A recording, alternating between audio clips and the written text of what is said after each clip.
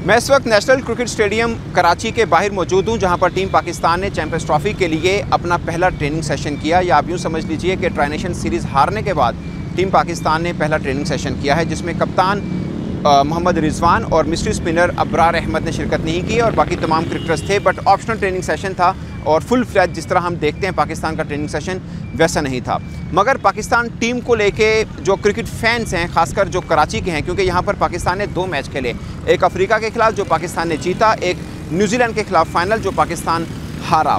जिस दिन जीता था उस दिन मैंने फैंस को बहुत यहाँ पे खुश देखा, जिस दिन हारा एकदम वही सिचुएशन हुई जो कज़ाफ़ी स्टेडियम लाहौर के बाहर हमने देखी थी कि पाकिस्तान पहला मैच न्यूजीलैंड से हारा था। और जब मैच शुरू नहीं हुआ था उस वक्त सब उम्मीद किए थे कि पाकिस्तान न्यूजीलैंड को तो आराम से पकड़ेगा, क्योंकि न्यूजीलैंड के खिलाफ पाकिस्तान का उमूमन रैकेट को इतना बुरा है नहीं।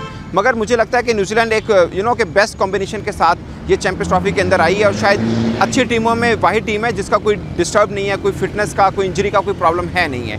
पाकिस्तान उस दिन मैच हारा और अब पाकिस्तान फाइनल जब मैच हारा तो फैंस थोड़े से, मतलब हम होस्ट कर रहे हैं चैंपियंस ट्रॉफी को 29 बरस के बाद, एक जो मिलता है फैंस को किक मिलती है कि पाकिस्तान टीम फेवरेट वाले लूप में हो, वो है नहीं इस वक्त फैंस के अकॉर्डिंग। और सिलेक्शन को लेके पाकिस्तान के अंदर फैंस में काफ़ी परेशानी समझ लीजिए या हल्की फुल्की नाराज़गी समझ लीजिए कि वो है, क्योंकि 2-3 नाम ऐसे हैं जो आउट ऑफ कोर्स आए, जिसमें आप सऊद शकील को समझ सकते हैं कि वर्ल्ड कप जो भारत में हुआ उसके बाद वो पहली दफ़ा पाकिस्तान वनडे स्क्वाड के अंदर आए। खुशदिल शाह कोई उम्मीद नहीं कर रहा था, वो पाकिस्तान के स्क्वाड के अंदर आए। और सबसे ख़ास फ़हीम अशरफ वो पाकिस्तान के स्क्वाड के अंदर आए। और फैंस को लगता है कि ये जो सिलेक्शन हुई है उसकी वजह से पाकिस्तान की कारकर्दगी ट्राई नेशन के अंदर भी मुतासिर हुई है और चैंपियंस ट्रॉफी के अंदर भी वो जो टैग होता है फेवरेट वाला, वो पाकिस्तान टीम के साथ नहीं लगाया जा सकता। ये फैंस ऐसा समझते हैं, मगर सिलेक्शन कमेटी और ख़ासकर आकिब जुवैद जो कि सिलेक्शन कमेटी में भी हैं, जो टीम मैनेजमेंट में हेड कोच के तौर पर भी बैठे हैं, उनको लगता है कि बेस्ट स्क्वाड पॉसिबल जो बन सकता था पाकिस्तान का वो बना है। एक्चुअली में पाकिस्तान का प्रॉब्लम ये आ रहा है कि हमारे पास कोई एक भी अच्छा फास्ट बॉलिंग ऑलराउंडर नहीं है। अगरचे आमिर जमाल का बहुत जिक्र किया जाता है, टेस्ट के अंदर उन्होंने अपना मनवाया भी, मगर बीच में उनको इंजरीज भी आई और वो लगातार पाकिस्तान वनडे स्क्वाड का उस तरह से हिस्सा भी नहीं रहे हैं। तो ऑलराउंडर वाली वो शेप थी पाकिस्तान की कि आप, मुझे ज़्यादा तौर पर ये लगता है कि आप आमिर जमाल को भी लें, अगरचे प्रोसेस के तहत उनको ही आना चाहिए था, मगर आमिर जमाल के आने से भी टीम पाकिस्तान कोई वो एकदम चेंज नहीं होना था। यानी 19-20 ही हैं, आप आमिर जमाल को देख लीजिए, फ़हीम अशरफ को देख लीजिए, प्रोसेस वाइज आमिर जमाल को ज़रूर आना चाहिए था, मगर दोनों की कारकर्दगी वनडे पर्सपेक्टिव के अंदर कोई बहुत ज़्यादा चेंज उस तरह से नहीं है। एक शोर मचाया जाता है कि पाकिस्तान के पास ओपनर सिर्फ एक है, फ़खर जमान, आपने दूसरा ओपनर क्यों नहीं डाला? अगरचे उस्मान खान हैं जो कि एक मुतबादल विकेट कीपर के तौर पर भी हैं और ओपनर के तौर पर भी हैं, मगर लोगों की ये मांग है कि यहाँ पर इमामुल हक को होना चाहिए था। और सिलेक्शन कमेटी ये समझती है कि इमामुल हक इतने फिट नहीं है कि उनको चैंपियंस ट्रॉफी स्क्वाड में डाला जाए। अगरचे अभी वो टेस्ट स्क्वाड के अंदर थे, मगर प्लेइंग 11 में नहीं खेले थे जो हमने वेस्ट इंडीज़ के खिलाफ खेला। एक प्रॉब्लम ये आ रहा है कि मिस्ट्री स्पिनर या रेगुलर स्पिनर बाकी सब टीमों के अंदर 2-2, 3-3 हैं, पाकिस्तान में सिर्फ एक है, वो हैं अब्रार अहमद, जो इतना लंबा टाइम पीरियड पाकिस्तान के साथ कनेक्ट नहीं रहे हैं और लंबा एक्सपीरियंस भी नहीं है। आप एक ही स्पिनर के साथ जा रहे हैं, वो भी अब्रार अहमद हैं, तो फिर क्या बनेगा पाकिस्तान का? ये फैंस को परेशानी है। बट उसका जवाब भी ये है कि आपके पास स्पिनर्स की ऑप्शन ज़रूर है, मगर कोई एक ऐसा ऊंचे कद का नहीं है, कोई ऐसा हैवी वेट नहीं है जिस पे आप ये शोर मचाएं कि ये क्यों नहीं है। मिसाल के तौर पर सुफियान मुकीम की बात की जाती है कि उनको शामिल होना चाहिए। सुफियान मुकीम भी रेगुलर नहीं रहे हैं पूरे 1 साल से वनडे स्क्वाड के अंदर। आप शादाब खान को देखिए, वो शाहीन के साथ उन्होंने प्रैक्टिस मैच खेला अफगानिस्तान के खिलाफ, उन्होंने 2-3 विकेट्स ली, अच्छी के बॉलिंग की, बैटिंग में वो रन नहीं कर पाए थे, बट वो प्रैक्टिस मैच था। और शादाब खान इसलिए नहीं आ रहे कि पाकिस्तान के जो डोमेस्टिक के 2 बड़े इवेंट हुए थे उसमें कुछ खास उनका कलर नज़र नहीं आ रहा था। फिर उसामा मीर हैं, वो सेंटर कॉन्ट्रैक्ट के अंदर नहीं है, वो इसलिए नहीं है कि वो फिटनेस टेस्ट पाकिस्तान का उन्होंने पास नहीं किया था, वो फिर ऑल ऑफ सडन वो भी टीम का हिस्सा नहीं बन सकते थे। तो पाकिस्तान के 2-3 इशूज़ हैं।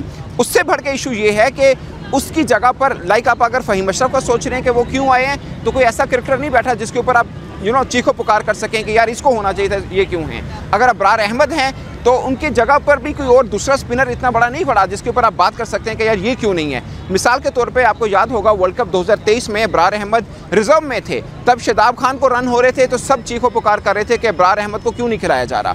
जब शादाब को रन हो रहे हैं तो फिर अब्रार को खिलाया जाए। अब जब अब्रार अहमद एक ही खेल रहे हैं तो फिर शोर ये हो रहा है कि अब शादाब खान को टीम में क्यों नहीं रखा हुआ। कुछ कह रहे हैं उसामा मीर क्यों नहीं है, हालांकि शादाब खान, उसामा मीर वर्ल्ड कप जो भारत में हुआ दोनों उस टीम का हिस्सा थे।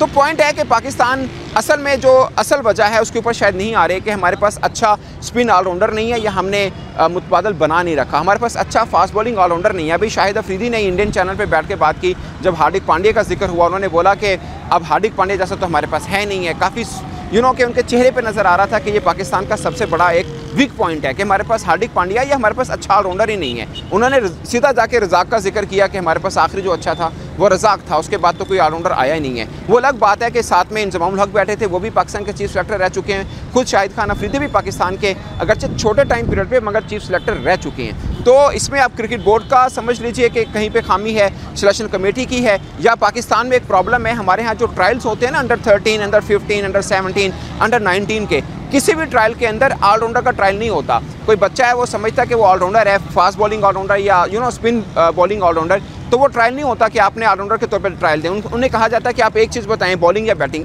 एक चीज़ का आप ट्रायल दे दें।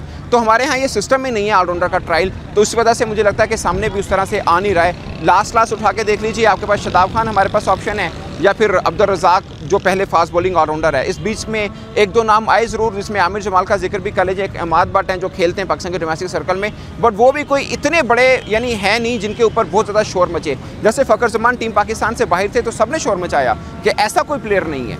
वो फ़खर ज़मान जैसा कद आपके चैंपियंस ट्रॉफी में कोई और क्रिकेटर जो टीम का हिस्सा ना बनाओ, कोई ऐसा नहीं है जिसके ऊपर बहुत ज़्यादा शोर मचे। तो पॉइंट इज़ कि पाकिस्तान का क्रिकेट टैलेंट जो है, अब इसको मुझे भी ज़्यादा तौर पे लगता है वसीम जूनियर होने चाहिए थे जिन्होंने वर्ल्ड कप में थोड़ी बेहतर बॉलिंग की थी, मगर ये कह दिया जाए कि वसीम जूनियर के आने से क्या पाकिस्तान टीम एकदम चेंज हो जाएगी, तो शायद नहीं। बट ज़ाती तौर पर मुझे लगता है कि वसीम जूनियर के आने से पाकिस्तान का डेथ ओवर का थोड़ा सा मसला हल होता है और थोड़ी बहुत वो बैटिंग भी कर लेते हैं। मिसाल के तौर पर वसीम जूनियर का बैटिंग एवरेज 11 का है शायद, मगर फ़हीम अशरफ का 10 का है। तो फ़हीम अशरफ ऑलराउंडर हैं, जबकि वसीम जूनियर को हम आमतौर पर बॉलर समझते हैं कि वो फास्ट बॉलर हैं। तो कुछ हैं पाकिस्तान में, ऑफ कोर्स अब चेंज नहीं किया जा सकता। हारिस रऊफ के ऊपर था, हारिस रऊफ फिट हैं, आज जो ट्रेनिंग सेशन हुआ उन्होंने हल्की ट्रेनिंग ज़रूर की है, बट उन्होंने की है और फर्स्ट मैच के लिए वो अवेलेबल भी हैं। तो पॉइंट इज़ कि पाकिस्तान का यही स्क्वाड रहेगा, और जो फैंस में हल्का सा एक शक है पाकिस्तान टीम को लेकर, डाउट है, वो उसी सूरत में दूर हो सकता है कि पाकिस्तान इसी स्टेडियम में 19 को जो न्यूजीलैंड के खिलाफ मैच खेलना है वो पाकिस्तान जीते। अगर पाकिस्तान वो मैच जीतता है तो एक उड़ान बनेगी और शायद चैंपियंस ट्रॉफी के लिए बहुत बेहतर होगा, क्योंकि चैंपियंस ट्रॉफी का सबसे बड़ा मैच जो पाकिस्तान और भारत के साथ होने 23 को दुबई के अंदर, उसमें कुछ जान पड़ेगी।